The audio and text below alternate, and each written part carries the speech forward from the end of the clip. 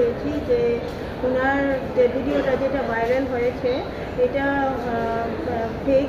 উনি বলছেন, উনি ডিমান্ড করছেন, কারণ ওনার সঙ্গে কোনো ফিজিক্যাল এবং সেক্সুয়াল অ্যাসল্ট কিছুই হয়নি, কোনো গ্যাং রেপ হয়নি।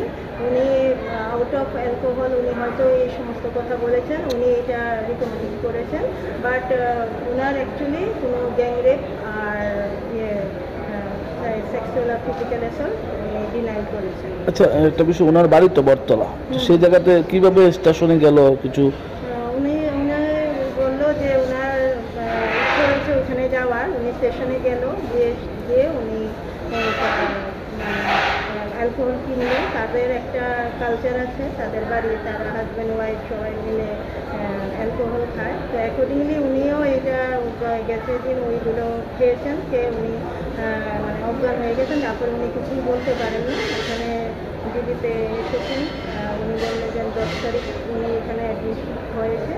তো এখন উনি বলছেন যে ওনার কোনো মানে ভিডিওটার মধ্যে যেটা দেখানো হয়েছে উনি বলছিলেন যে ওনার গ্যাং রেপ হয়েছে, এটা ফলস, উনি এটা ডিনাই করেছেন। আচ্ছা, আর একটা বিষয়, এটা চুলের ভিডিও ভাইরাল হয়েছে, চুল কাটা অবস্থায় কাটা, এই বিষয়টাকে ওনাকে জিজ্ঞাসাবাদ করেছিলেন, চুলের বিষয়টা? হ্যাঁ, চুলের বিষয়।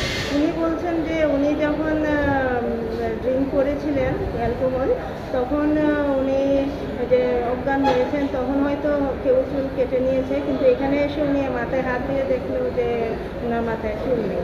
সেই বিষয়টাকে কোনো তদন্ত করা হবে, যে চুলের বিষয়টা? ওকে, সেই বিষয়টা তো ওনার তো কোনো কমপ্লেন নেই, অ্যান্ড ওনার ফ্যামিলির থেকেও কোনো কমপ্লেন নেই।